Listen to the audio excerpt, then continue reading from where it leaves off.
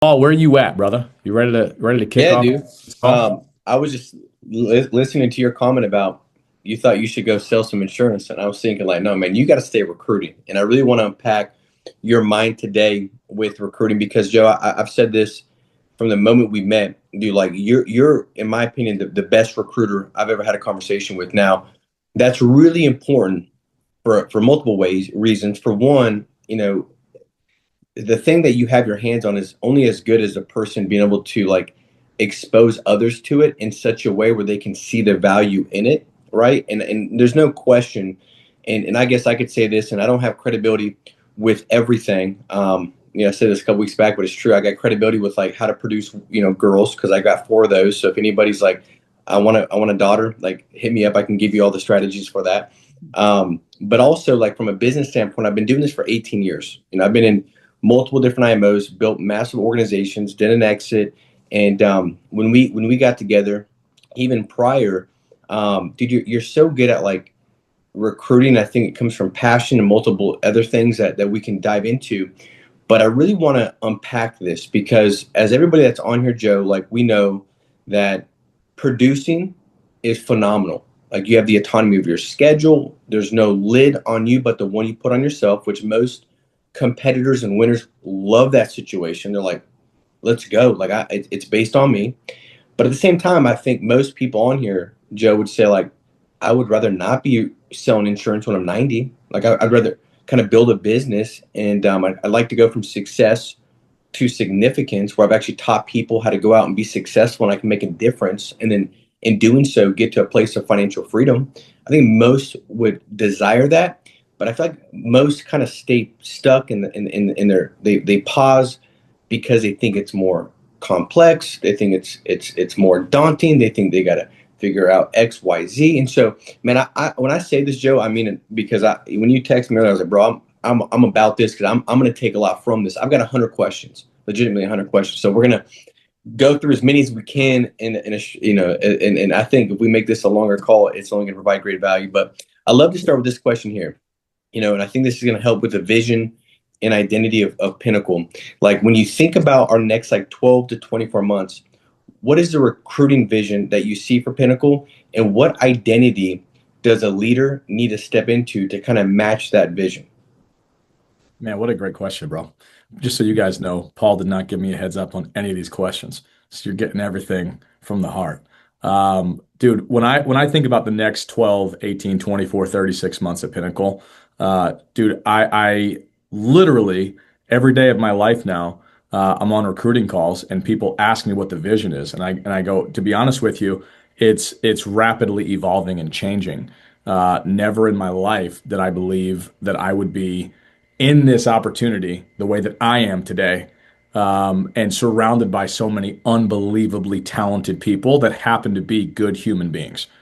Like people come on to a recruiting call with you or with me, and I say you or me, I'm not talking about me and Paul, I'm talking about everybody on this call. They're coming on, they're expecting a sales pitch, and they're expecting me to tell them how amazing I am, how special I am, how hard I'm working. Like, dude, that is the wrong approach. I promise you that.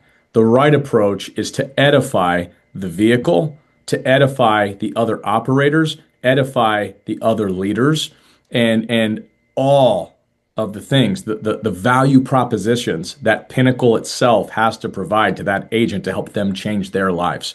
If I'm the centerpiece and the focal of the vision, that's a problem. If you're the centerpiece and you're the focal point of the vision, that's a problem. So where I'm pinching myself, Paul, is brother, I see myself as nothing more than a cog in the wheel. The wheel is massive. I have a role to play. And when I get to kind of cast the vision for where we're going, dude, the sum is greater than all of its parts. And I get to kind of paint the picture of the sheer amount of talent that we have inside our organization. And not only is there all of that talent, but there's alignment. There's alignment in the assignment and where we're trying to go. And as we continue to grow this thing, brother, bro, I'm honored to be a part of where we're going and play my part to get us there. And I'm looking for people that have the same idea. Our vision as a company, Paul, needs to be large enough that when we have dreamers that are coming in, we have visionaries that are coming in, we understand that their vision has to fit inside of the grander vision. And my job is to figure out their talent, their gift set, their calling, what are their strengths, what are their weaknesses. We want to complement the things they're not good at and let them be in a position to win using those skills, those talents, and experiences that they have. That's so good, dude. I mean, I think for one, it's like gratitude is attractive, and so when you get on, as a CEO of the company, and you're just grateful to be amongst this amount of leaders and good people, that attracts more people that are humble and grateful, right? Like it's an expression of like this is where my heart is, and I think that's always the best place to recruit, even like from a standpoint of showboating. Like, well, I don't want to just talk about what I did and this and that. Well, then don't just talk about how grateful you are that you're part of an industry and a part of a company that can go out there and give you the ability to do what you just did, make what you just made. It's way more attractive than like trying to say, "Hey, look at me." I love that. I think this is a question that I believe is for me. I want to know how you answer because there's always a breaking point with producers and also builders, right? There's a lot of people on here. I remember calling in Tampa, Joe. He got up and he was speaking about how 90 days, his first 90 days, he sold nothing. And I remember nudging Kyle and Jake. I'm like, dude, he's so good. Like the way he articulated in his sales psychology, and he was talking about what he's doing for his grandma. And like, and I was like, dude, he's a beast. And they're like, yeah, dude, his first 90 days, he sold nothing. I was like, bro, you gotta be kidding me. Like for him to be that good and his first 90 days were that bare. But I think there's a breakthrough also with building. And so the question is, what do you believe separates the leaders who attract people versus the ones who feel like they're always chasing people? Man, great question. I think the leaders that are chasing haven't figured out that when it's all about me, me, me, me, me, I'm going to repel the right kind of people. And so, social media marketing, massive tool in recruiting. How do I present the opportunity through my social media? Am I always talking about what I've done, what I've bought, how great I am, or am I using that to magnify and spotlight all the other people winning around me? Like, I don't expect anybody, and I hope you guys listen in on this. This is massive. I don't expect anybody to be impressed that I make a lot of money. As a matter of fact, never one time in my entire career have I talked about how much money I've ever made. Yeah, Never. Never, and I never will. That's not impressive, and it shouldn't be impressive to anyone. What I talk about often are the other people around me that are making money. And so I want to spotlight and magnify all the other people that are winning because of the opportunity, because of the vehicle, because of the tools, because of the resources, because of the culture. I want to do that all day long because psychologically, guess what people automatically think? Man, if there's that many people that are winning, and it's not just Joe, it's not just Paul, it's not just fill in the blank, because maybe people look at it and go, man, Joe's been at this for 16, almost 17 years. If I'm the focal point, people go, well, dude, do I have to be doing this for 16, 17 years to be making what Joe's making? That's the wrong, I don't want that impression. I want to spotlight the people that are 90 days in, 180 days in, 9 months in, 12 months in, that are changing their lives. And when I make it all about everybody else, guess what, Paul? I start to attract the right type of people that are looking to make a splash. They're not looking for fast, get rich quick type money. They're not confused. Like they're going, all right, I could come in ground level, be super coachable, have humility. And then, of course, I'm sure you're going to ask more questions about this. But in that first interview and that second interview, I'm starting to use third party credibility and validation to interweave into the conversation the qualities that make those 90-day agents, 180-day agents so successful. And so, I'm implanting the idea of the quality that every winner has to say, hey, Paul, if you're going to win here, you better have these same qualities. And I love that. you do that, bro, you start to attract instead of chase.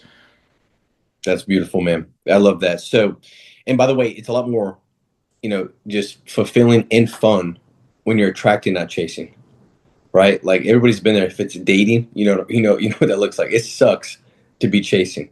It's Yeah. always better when they're coming to you, right? And so, mindset of a recruiting leader. So I want to see what your thoughts are on this. So, with a new agent, why do new agents hesitate to recruit, and how do we help them see it as a service instead of um, like pressure?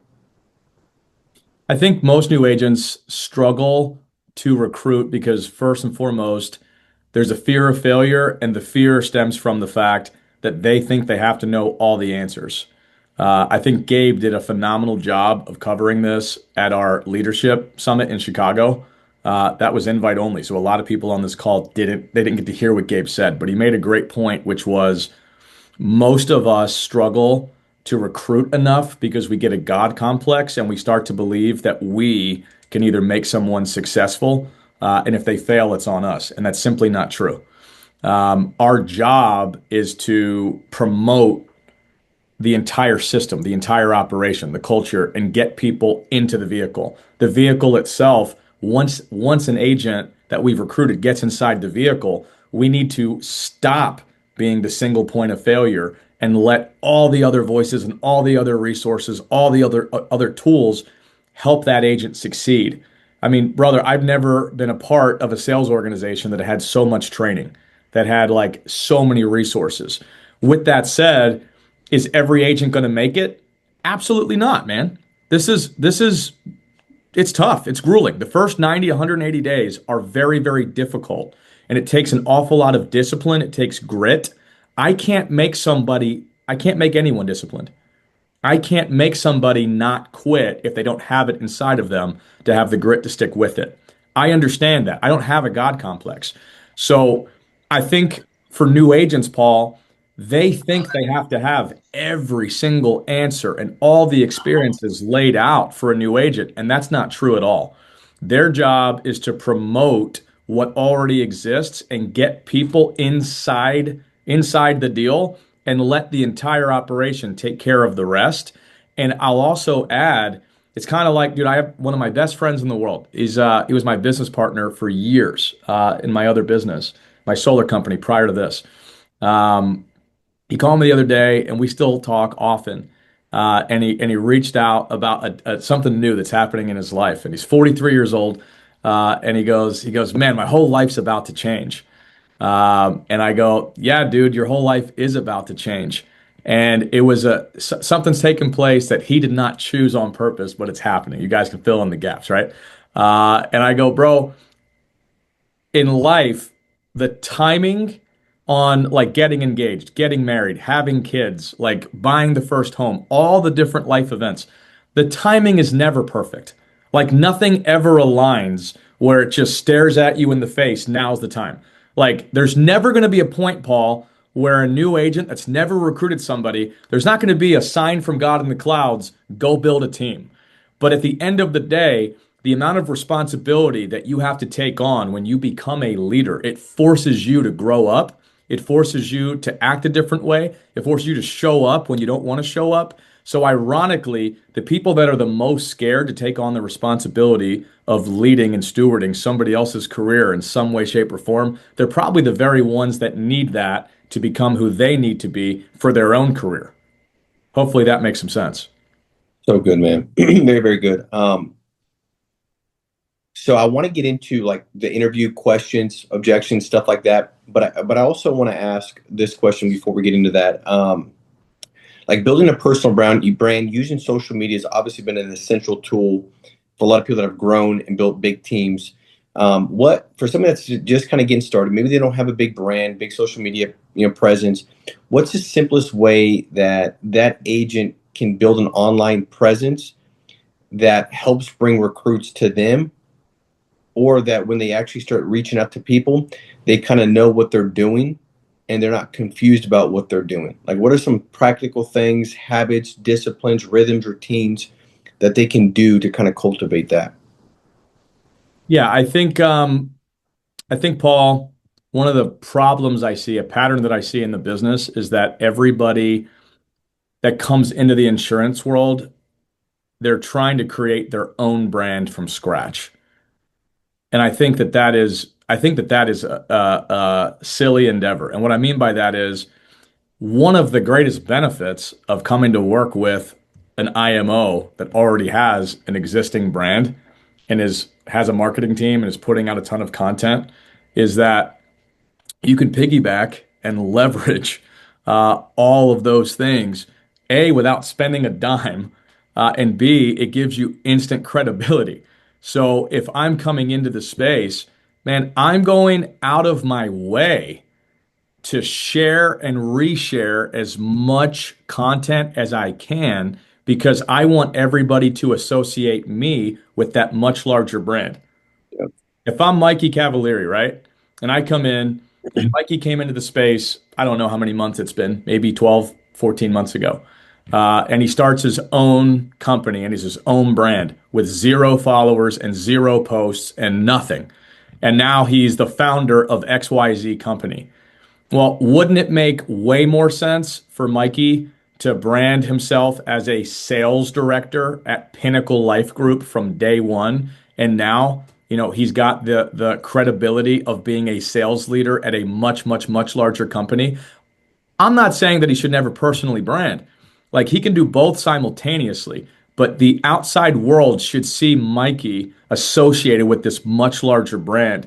And that gives him the ability to start spotlighting and magnifying all the wins from not just his brand new 5 agents, because that's probably not very impressive for 3, 4, 5, 6, 7, 8 months.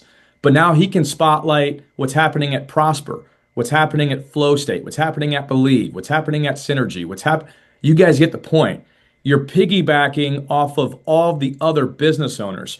If it's me, what I'd be doing if I was starting from scratch, I would make sure that I had at least 3 posts every single week.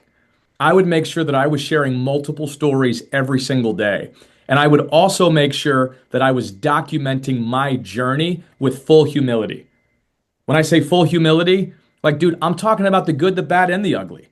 One of the greatest compliments that I get off of almost every single recruiting call, people go, man, I don't think I've ever talked to somebody that was honest about the negative stuff, about the industry and about the company. Like that will do more for you to Yep. close the deal than you just trying to make everything sound like sunshine and rainbows. So, dude, I'd be doing selfie videos. The stuff that's going viral now isn't the stuff that's uber processed and uber professional. I'd be doing selfie videos. Today's day 3. I made 270 dials. I only talked to 17 people. I got my butt kicked, but of the 70 people I talked to, I closed my first deal. Dude, it feels so good. Like I'm watching so many other people kill it. I know this is brand new for me, but if I keep doing this, guys, watch the journey. I'm not giving up. I'm not quitting. Dude, you do that week after week after week after week. Dude, guess what? You're going to get way better. Your numbers are going to get way better. Now you got people that you don't even know. Like they're watching. I promise you they're watching. And they're going, man, it's month 3. This person, so they're killing it now. I remember watching their videos when they were on their second, third, fourth day getting their butt kicked. And they're not that good. They figured it out. I can figure it out too. I'd be doing all of those things because I think Mike Schill did a great job in Tampa. You just need to be known. You'd be shocked how many people have no idea what you're doing. None. They already like you. You're likable, but they don't know what you're doing. How are they going to follow you? They don't even know what you're up to. So everybody needs to know, Paul, I'm not the best at social media. Like, dude, my social media is basically all business. I need to add way more personal stuff to that. But I promise you this, anybody that knows Joe Basso, they know what I'm doing. They're not confused about what I'm doing all day, every day, 24/7. Dude, that's so good. I mean, I want to say it again. What you want them to be thinking is they are not that good and they figured it out. That's it. They're not that because the problem is if they put you on a pedestal, it'll prevent them from engaging with you because they think like, yeah, you, but not me. But if you can get them to come to that conclusion, and they're not even that good, and they're killing it, I got to reach out. It's very disarming, and they're going to make that connection. So I absolutely love that, and I think that consistency, like the third party stories always work the best. And the one thing I would tell, you find a couple people that you guys connect with, right, Joe? I remember going and watching Barbara Cochran speak at this John Maxwell event, and she spoke about how she just had massive success in the real estate industry, and now she's become a billionaire. And she said really what it started with was she tied her coattails to that which was moving forward, that trend that was moving forward at a high rate. And so she launched what was called the Madonna Report, because that's back in the day. I mean, this is going back years and years. I mean, Barbara's pretty old, and this is going back to the Madonna Report. But she said people read it because it was tying the coattails to what everybody was talking about and what was going on. And she's like, that's how we blew up. And I think that, that's one of those underlining value, those underlying benefits that most people don't really see. You see like the comp, you see the leads, you see the training, you see that stuff. But the underlying value is like the big team and how many success stories are there that allow you to recruit and build your team. And so I'd find a couple people that, are crushing it, that are on your, that you kind of connect well with, and start screenshotting their stories, screenshotting their success, and just post it on yours and say stuff like, man, great job, Jason, writing 18K this week, man. So what a privilege it is to be in business with you. Your heart and your humility and the success you're having is inspiring. Keep crushing it. They might even think that Jason's on your team with that message. Great. Like, that's awesome. Who cares? Like, the goal is to get you to just spread good news. And so I absolutely love that. I love that. Um, when you look at all the things somebody can be doing when it comes to recruiting, right? I think most people on here are producing. I think most people on here want to build a team, but I would say most people on here are not doing KPIs every day that actually bring them to what they really want. They know what they want, but they don't know how to get there. What would be a couple of like the two or three like kind of non-negotiable KPIs that you would tell people on here that want to build a business that they should be doing? Well, I think first things first, you got to start with your warm market. I mean, Paul, you know this. You interviewed me early on in my insurance career, very Yeah, early. And at that point, probably 95% of our entire group was warm market of me and Gabe. Uh, yeah, we were not confused that warm market is by far the best way to recruit in this space. Is it the end all be all? No, there's lots of other ways to recruit. But your warm market recruiting is going to be the most stable, most consistent, best quality business that you're going to get. So if we want to start with warm market, how do we do that? Well, I'm a big fan of making an actual list, not a mental list, not like, I'm thinking about this person, like take a couple hours and sit down and write out who would I want to be in business with? Who do I know in my past, in my present, that I think would kill it at this? Not my cousin Vinny, who can't keep a job, is in and out of prison. Like, most people, Paul, they recruit down. They're looking for unemployed individuals and they're going, hey, man, this person needs a shot. Dude, I'm not saying never to do that, but that's not where you start. When I started, I'm thinking, who do I know that I've sold with in the past that is already a business owner? They're already an entrepreneur. They have a proven success record that I know will kill it at this business. And I'm making that list first. Now, if you're listening, you're probably thinking to yourself, Joe, those people already have jobs. Perfect. That's exactly right. The people that are winners are already making money. But I had the conviction and passion to believe that this opportunity, this vehicle was better than whatever they were doing. So I just needed to talk to those people and start dripping information on those people to help them see what I was seeing. I'm starting there, Paul. Now, strategically, how did I do it? Well, depends on my relationship with that person, right? Now, it's not a one size fits all. If it's someone like my first few recruits, my mother in law, Karen Bain, who, by the way, is currently our number one annuity producer in 2025 for Pinnacle Life Group. Like, that was a good recruit. That was a good recruit. My mother-in-law, my dad, my little sister. They're my first three. I didn't really drip on them. I'm like, yo, we got to talk. I got something big, and you guys are gonna freaking kill it. We got to meet. When can you sit down and talk to me? That's easy. Like, I've known them all for years. They trust and believe that if I'm going in on something because of my track record of success, Joey Buckets isn't wasting his time. Let's go, right?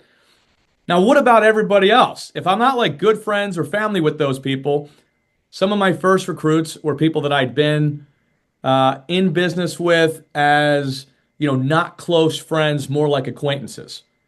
For me, I'm sending a text message out going, bro, we got to talk. I think I found something big and I'm leaving it alone. Like, I'm a big fan of those teasers, Paul.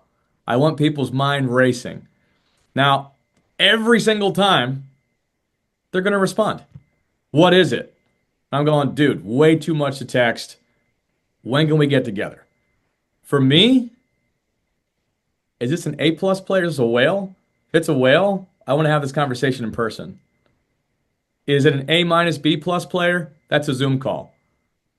Is it a C plus C player? That's a phone call. And I'm figuring out like how am I going to sit down with this individual and start having the conversation. We'll talk about I'm sure you're going to ask questions about the actual conversation itself. But that's how I'm getting the party started on those conversations. I'm sending out a text message. If I really like the person, it might be a quick phone call. Yo, Gabe, dude, I found something. I thought of you immediately. Like, dude, this is pretty wild. We got to sit down and talk. Does that help a little bit? It does, and I want to if it's okay, this might go a little bit longer, but I believe this is going to be a great master class for recruiting that people can use to really kind of help build their business out of the gate.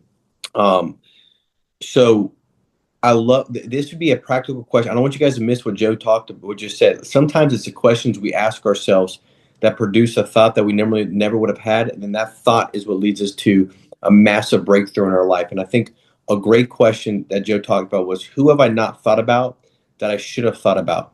Like who have I not? So as you go through that list, ask yourself that. Usually that's the person that's the A player that you're intimidated to put down, that's actually on their hands and knees praying to God at night for an opportunity. And God has placed you to be the one that's going to expose them to the opportunity, but you've got to ask. And so who have you not thought about yet that'd be a perfect fit for this that you've not yet thought about? And let your mind kind of help formulate those name or a couple names. The other thing, Joe, is like, as a new person, so for me, I had the privilege of flying around the country, and you have as well, like do these top producer panels. And a question I always would enjoy is like, if you're going back to yourself, day one, talking to yourself from day one, knowing what you know now, producing what you've produced now, what would be the one thing you would say, do this quicker or don't do this? Man, I'd always get the same response. I wish I would have recruited sooner. That was like the standard response from like everybody. I wish I would have recruited sooner. And I believe that when you recruit, like for me, Joe, there's been weeks that I've had some pretty bad weeks as a producer, but because I'm recruiting and I have calls where I'm set up recruiting and I'm talking about the dream, talking about what we do, how we do it, it actually fills me up. It gets my belief back and going as I'm communicating how great of an opportunity and how blessed I am that I even have a shot like this to take. And so it actually helps with producers becoming a better producer, getting through those storms, because you're building your belief every time you expose or have a conversation about the opportunity. So let's talk about that conversation. What does that look like? So let's just say, a person's like, okay, I want to talk to, when I hop off this call, I'm not going to wait. I'm going to take the next 20, 30 minutes before I get back on the phones and sell. I'm going to pause and I'm going to write down some names. What do I say when I call them? What does that look like? Well, first things first, right? You want to have some kind of context for the conversation. Hopefully, if you're doing what you're supposed to be doing on social media, like people are not they're not going to be like caught off guard. Oh, you're in insurance? You know what I mean? They already know. So they don't need to know the ins and outs. So for me, dude, I'm just a big fan of warming up every conversation with a little bit of like, dude, what you been up to? Like have some personal conversation a little bit. You want to disarm every single conversation. Understand that it's all a sales process. Everything we do is sales. So people think about recruiting and they think about selling as two separate things. Dude, recruiting is like the top sales skill you could have. So if I sit down with Mike Schill, and I'm looking at Mike right now, the very first thing that I'm going to do with Mike is I'm going to start asking him questions. Dude, what you been up to, bro? Tell me about life. How's business? I should have some reference as to what he's been up to. I'm going to ask some intelligent questions, and my posture is going to reflect that. So understand if I come into a meeting like this and I'm talking to people and I'm very aggressive, wall goes up immediately because they understand they're being sold, right? People understand they're being sold, they get defensive. That's just natural, that's subconscious. So when I come into a recruiting conversation, I on purpose am sitting back, I'm chilled, my tone is very relaxed. I'm like, Mike Sill, dude, I've been watching you online. Looks like you're killing it. What have you been up to, bro? And I want to get Mike talking. We just want to find some common ground in a conversation. And I want to get to the point where quickly Mike starts asking me questions. Does that make sense? Paul, does that connect with you and what I'm saying right now? You have to get to that point. It's a different type of sale. So if my social media is what it should be, everybody already has questions. They know why I reached out. They know why we're going to have this conversation. So I want to connect with them, find some common ground, find some agreement. And then at some point, I'll be like, dude, so I really want to dive in a little bit. I found something really interesting. I've been at it now for a couple of months. And dude, it's been way better than what I anticipated. It's been really, really cool. Brother, I'm in the life insurance space, and it's way different than what I thought it was. And guys, remember, facts tell, stories sell. So I always want to interlace a ton of stories into every sales process that I have, right? So I'm gonna go, dude, I'm sure like me, you probably thought the same thing. I've been recruited into insurance sales like my entire life. And I won't say it on this recorded call, but I'll typically name a few companies that everybody knows are typically like the MLM, sell your friends and family, no leads type things. And I'll be like, Mike, I never ever saw myself doing that ever. But I got a phone call from one of my buddies back in mid 2020, and he was like, Basso, I found this insurance thing, thought of you immediately. And of course, I got defensive fast, but he broke down kind of the difference between what this is versus what I had in my head. Two wildly different things. Number one, we're independent brokers. What does that mean? It means we're not captive. We can sell products from any number of carriers that we want, which is really good for the client. That means we don't have a one size, one fit, or you guys get the point. It's not a one size fits all solution. So we're not trying to fit a square peg into a round hole with the client. We literally get to do a proper needs analysis with every single client, and we have the right product at the right price. We can price shop, get them the best value coverage every single time. Because we're not captive at our company, dude, every single agent owns their own book immediately. And then, dude, I mean, I started to understand, the commission model. I understood the builder model, overrides. Obviously, I've been building businesses for a long time. I really didn't understand what that looked like in the insurance space. Once I kind of wrapped my mind around it, I had a ton of questions, like territories, like what's the client acquisition? How do we find clients? Are these leads, are they resold? Are they exclusive? What are the costs? Like what's our average CPA? I had all those questions. So once I kind of wrapped my mind around it, I was like, dude, there's really something here. And so, guys, what I do in a recruiting call is I use my story and my questions and my doubt as a way to kind of answer some of those questions for them. that I know that every single person is going to have. So I start hitting on all the top things, all the frequently asked questions in my initial story to help them understand, yeah, I had all the same doubts and fears that you have right now. And I asked all those questions and got affirmative answers and was still interested. Does that make sense, Paul?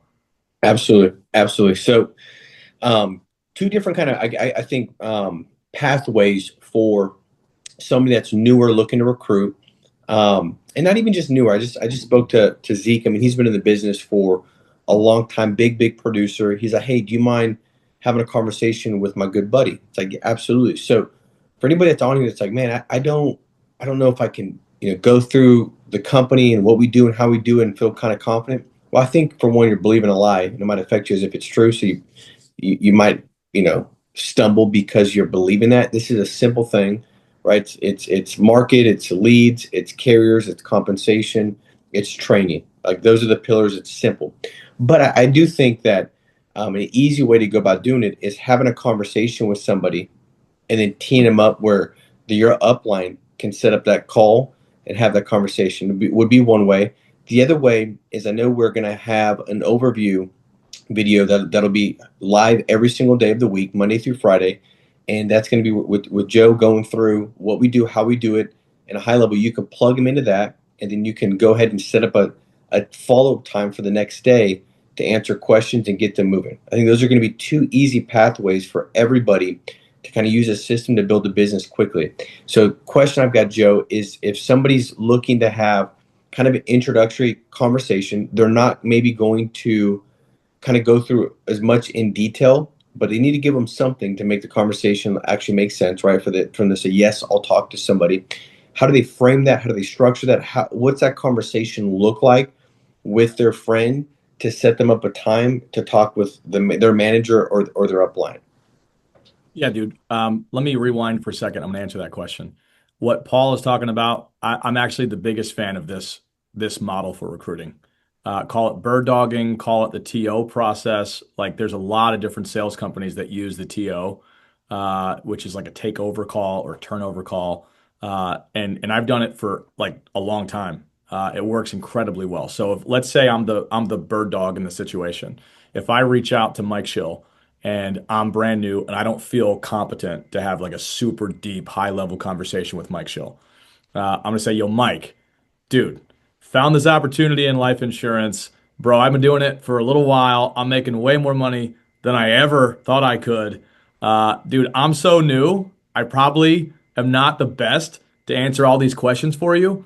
However, the company does like a webinar where you're going to get all the information that you need from the CEO of the company. This webinar is at this date and time. I want to get you all the information. Like, Mike, just get on the call. You're gonna get your questions answered. Dude, I just think you need to do this. You have to do it. Get on the call. Like, I just want to give just enough information and probably show some social proof of like what I'm depositing and show some social proof of what other people are making, and then just get Mike to the meeting. Get him to the call so that somebody else can help him. If it's not to a webinar, I'm gonna say, dude, I would love if I could get my boss on the call with you. Would that work? Could I get you in a meeting, like 30 minutes on a Zoom call, just so that, you can get a proper introduction and get all your questions answered? My boss been doing this for a lot longer than me. He's got a pretty large agency. I'd love to really get you a lot of the details on what we do. Because quite frankly, Mike, I think you have a lot more experience than me, and you're going to have different questions than what I have. And I want to make sure you get all your questions answered the right way.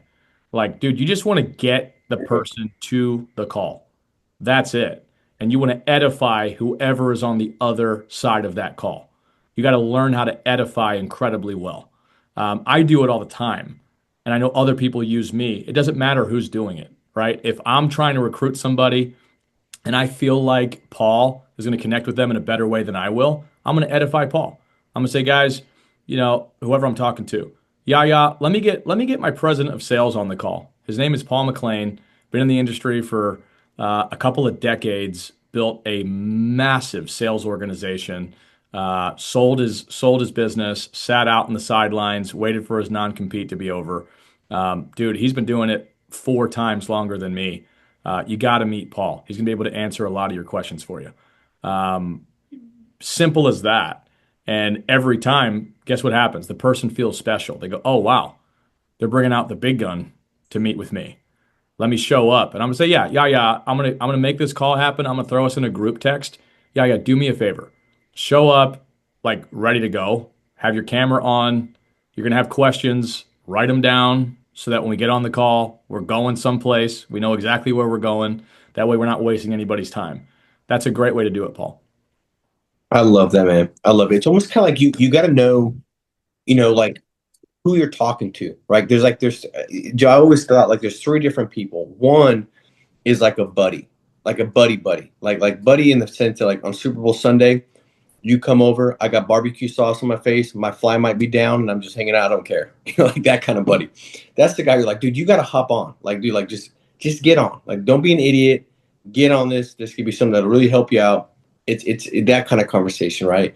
And then on the other side of the spectrum, you might have somebody that's kind of like um, maybe in your mind like more professional. They've got more experience. They've done better in business and financially than you.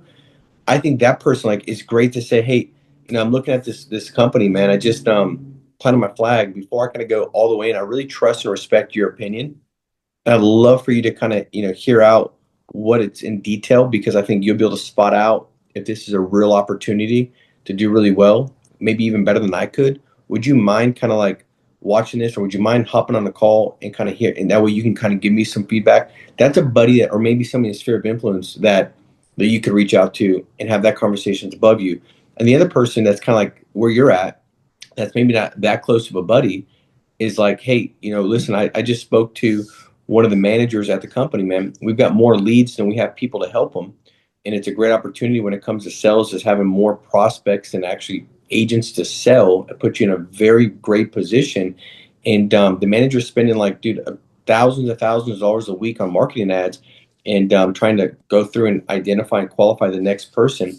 But he asked me today in passing, like, do I know anybody that might have a good work ethic and is intelligent, is grateful, and that wants to be able to, do something that can take their business to, 20, 30, 40,000 a month pretty quick. Thought about you. Would that be something you'd be open to? Because I could pass the word along and, talk great about you and see if I could set up a call with you. I mean, it's just kind of like the three different ways, but you got to know who you're talking to. You call like, Joe, like the guy that is very professional, like he's your Super Bowl buddy, bro. He's kind of like, what are you talking about?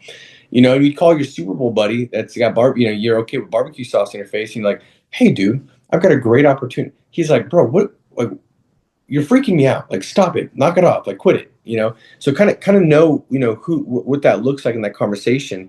But I absolutely love that. And just so you guys know, we are going to have that launching pretty quick. And I think there's a question, Joe, that Amari has is when you first came in, were you trying to build a team or get good first at the industry? I know what my answer was. I tried to build a team right now. I wasn't trying to build a team. I was trying to produce at a high level, but I couldn't help but tell people about what I was doing before I was doing it because I believed that it was going to work at a high level.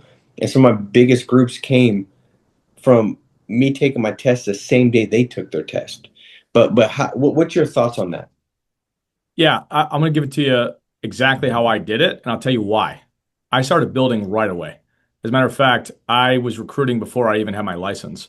And the Yeah. main reason that I got my license really, really fast is I had 3 different people that were in pre-licensing while I was in pre-licensing. And 3 of them texted me, were like, "Hey, I have my exam scheduled this week." And I was like, "Well, crap, they're going to beat me to the punch. They're not going to be in my downlines." So I was recruiting before I was even licensed, Paul. And let me tell you why. What I figured out years prior in my first sales position was that I didn't recruit for a long time. And as soon as I started recruiting, it made me a way better producer. And it helped me to level up in so many different ways. I figured out for me to become the best version of who I am, I can't be a lone wolf. If I'm a lone wolf, if I'm just dependent on going out and killing what I'm going to eat, that's not the most motivation that I can have as an individual. So I don't reach the level that I'm supposed to by myself. I need a team environment. I need responsibility. I need to show up for other people in order to get the best version of me. So when I got into this, dude, I was already 10 years in sales. I knew from day one, if I go at this alone, there's a good chance I'm gonna fizzle out. But if I've got a bunch of people dependent on me, I'm going to go balls to the wall and this is going to be huge. So I was recruiting, recruiting, recruiting, recruiting from before I even got my license. I love that. All right, last question. Um, so let's just say you lost everything today, but you only got to keep your mindset, right? And had to rebuild the entire team from zero. How would you do it, man? What would be the blueprint? I know it's a loaded question and probably one that's got some depth to it, but what would that look like for you starting day one, redoing it? Man, well, if I lost it all. The first thing I would do was get back into life insurance. There's no doubt about that, Paul. And the reason being, I've never seen a vehicle like this one where people can make money as fast or as consistent as they can do in this. So I would, without a doubt, start back in the insurance space. And then I would think through how many people do I know? Who do I know that would be the right starting five? If I want to go fast, I go alone. If I want to go far, I take other people with me. Uh, Yeah. so I'm making a list just like I did my first day in insurance the first time around. And I'm thinking, like, who do I want to talk to on a daily basis? Who do I want to build this thing with? And I'm starting to have those recruiting conversations. And, dude, it's very inclusive. When I'm working with people, like, I don't view anybody as upline, downline. To me, everybody's my business partner, and we all have a role to fulfill on the team. So I'm thinking, who has the right alignment? Who has the right core beliefs? Who has the right work ethic? Who do I actually get excited when I see their name pop up on my phone versus, oh no, I can't believe I got to talk to so and so again. And I'm starting to call through those people, and I'm gonna start getting moving. I want to lead by example and produce a ton of premium. Why? Because if I was starting from scratch and I was broke, I need cash flow. I never want to depend on anybody else for cash flow. I want to build with other people to build something great, but I don't need anybody else to produce for me to pay my bills. That's a big problem. And I hope that everybody's listening to that. You don't build a team to pay for your bills. You build a team to grow something massive and change other people's lives. But you can be in a stable financial position based on your own production to pay for your own bills.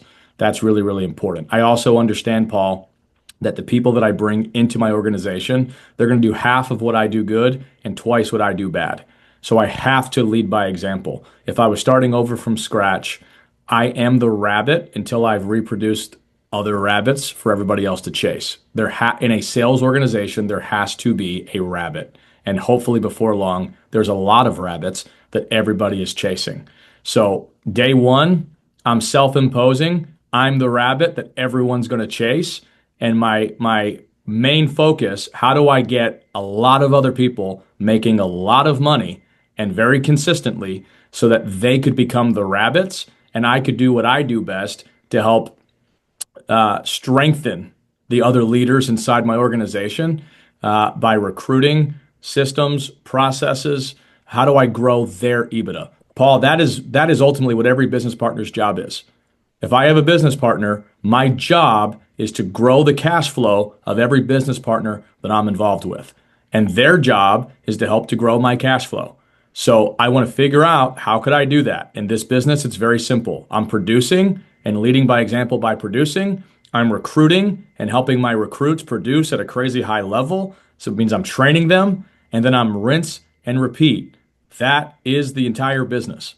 That's it. As we grow, of course, I have to expand and bring on some staff members that could help support so I'm not doing low leverage tasks with a high leverage skill set.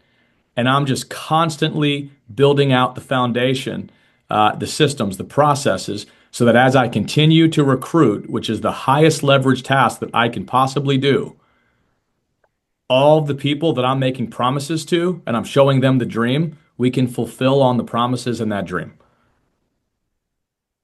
Well, Joe, let me just say this, man. I'm grateful for you being the person you are that's attracted the kind of people that are part of this team, because it's a pleasure and a privilege to be a part of. And I mean that, dude, sincerely. It's a beautiful thing. I wake up excited, fired up to go out there and make a difference. And I go to bed feeling the exact same way. And I believe it starts from the top down. I think that's essential. And I value your humility and your desire to go out there and make a difference and impact. And guys, like, if you're not recruiting people to this opportunity, the last thing I'll say is wrap up. I believe you're really doing a disservice to people. I believe it's a very selfish thing to do. Honestly, it's kind of like if you had the cure for cancer, yet you didn't want to tell nobody about it because you didn't want to, you wanted to make sure you knew how to, articulate it right. You wanted to make sure that, you had the credibility. Like, no, if you have that, you would feel obligated to go tell people about it. And I've looked at it the same way in this business. If you got the best thing out there for somebody's life to change, why would you not go tell people about it? And even if it hasn't changed for you yet, you cannot deny the amount of success stories that we're seeing. I see them, I hear them. I'm talking to people all day long about how their life has absolutely changed because of this industry and because of Pinnacle. Well, if you're not telling people about it because you want to wait for you to see the success, what if this is the time is now for them to be exposed to it, because this is the right time where their emotion is high because they're looking for something. It's the end of the year, they're getting ready to step into the new year. And a lot of people start making some decisions around that new year. Man, I want to leave this job. I want to step into a career. I want to start a business, whatever that might be. The timing is now. There's never been a better time than now to recruit towards Pinnacle, towards your business. And you're probably never going to be the best person than right now as you are to recruit them. Even if it's low level and you're like just getting started, maybe that's going to be what recruits the person you're talking to. Maybe once you get to a higher level, the timing has already kind of been passed and they're no longer looking. You don't know. The job is just to invite them to the opportunity. And so, Joe, thank you so much for creating this opportunity, man. Paul, It's a pleasure working with you, brother. I love you very much, and I appreciate all of that. Seriously, I want to add one last thought, and we'll get everybody out of here. This is a cheat code to recruiting. So if you missed everything else, don't miss this. The greatest cheat code is recruiting to an event. Yeah. You can recruit to an event. The event does all the hard work and lifting for you. Amen. That's the God's honest truth. I'm here because of an event I went to. No disrespect to Gabe. Gabe, Gabe was humble enough to know that he got me like halfway in, but he couldn't get me all the way in. So Gabe said, Joe, I need you to come to this event. And dude, I didn't want to go. Gabe called me 5, 6, 7 times and pressured me to the point where like he made me feel horrible if I didn't show up. He literally put a guilt trip on me and was Yeah. like, Joe, if you don't show up, I'm going to look really bad because I told a lot of people that you were going to be there. And I'm like, ah, I don't want my friend to look bad. So I showed up to the event. That's the God's honest truth. The event did all the work. How many of you on this call right now, throw something in the chat, if an event, whether it was a sales summit, a 1 day conference, if that didn't cement the decision for you? Like that was true for most of us. Mhm. So use those events as the greatest recruiting tool that you have at your disposal. Like it's unbelievable between just constant credibility. Everybody that crosses that stage is one more nail in the coffin of somebody going, man, somebody else won big. Somebody else won big. Every story, every person gives somebody in the crowd the ability to go, that person's just like me. Their story is the same as mine, and they figured out how to win here. Like the events, I'm telling you, that is how you recruit on steroids. So some of y'all, you show up to these events with a selfish mindset. What can I get from this event? Which I'm not mad about. I want you all to get a ton out of these events. Like our national summit, guys, it's not far away. February 4th through 6th, we are well under 90 days away. That will fly. It'll be here before you know it. You should be thinking, how many people can I get in the room and let this event change their lives?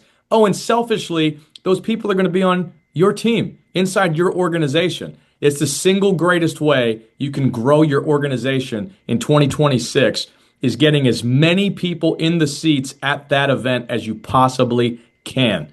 I would beg, borrow, steal, whatever I have to do to get people in the room. That is going to do a ton of work for you. So I want you guys thinking about it strategically. I would be taking an hour or two every week between now and February 4th to call people that you know, run ads to people you don't know. Whatever you have to do, I'm thinking to myself, how do I get 20, 30, 40 people to this event?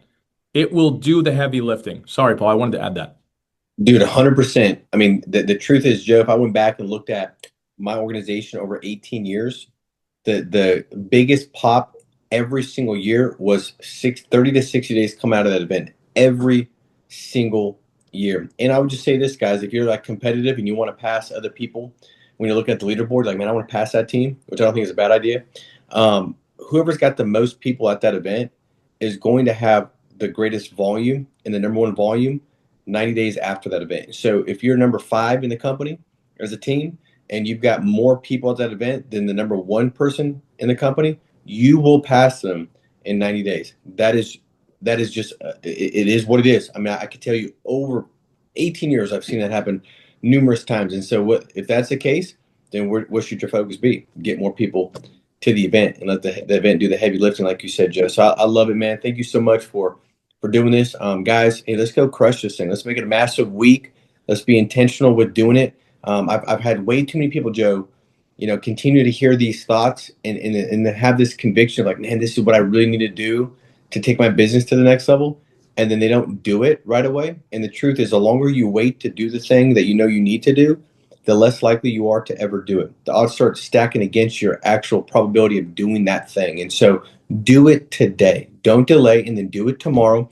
And before you know it, you'll look up and you'll have one new discipline, one new habit that, as you guys can tell from today's call, this is a cornerstone habit that will lead to more production, bigger business, and a lifestyle and a life that you really, really want. So, Joe, thank you for doing this, brother. I appreciate you, man. Guys, go make it a big week. See you guys. See you guys. Let's go. Sorry, mate.